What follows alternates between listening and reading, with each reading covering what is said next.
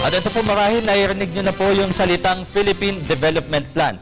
Nakapaloob po dito sa sinasabing PDP ng Administrasyong Aquino ang pag-unlad ng lahat ng Pilipino. Nagsisimula ito sa pagtamo ng tinatawag na inclusive growth. Ngunit ano nga ba ang inclusive growth at paano ito mararamdaman ni Juan de la Cruz? Alamin natin ang kasagutan sa ulat ni Bianca Piedad.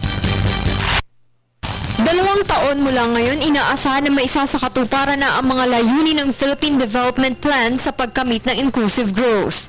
Ano nga ba ang inclusive growth? Ito ang pag-unlad kung saan walang sino man ang may iwan, mayaman man o mahirap. Layo nito na lumago ng 7 hanggang 8% ang ekonomiya kada taon kahit sa loob pa lamang ng 6 na taon. Dala din ito ang pagpapababa sa kahirapan mula 26.5% noong 2009 hanggang 16.6% sa 2015, kabilang na ang pagtamo sa Millennium Development Goals o MDG. Pero paano ito gagawin ng pamahalaan sa tulong ng PDP?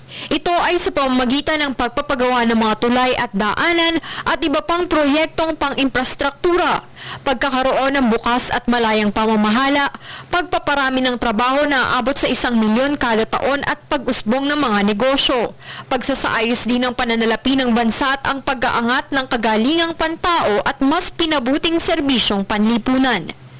Sa 5 clusters ng PDP, kasama dito ang kagalingang pantao, paghahanda sa climate change, pag-asenso ng ekonomiya, kapayapaan at pananaig ng batas at tuwid na pamumuno sa gobyerno. Para sa telebisyon, Bianca Piedad.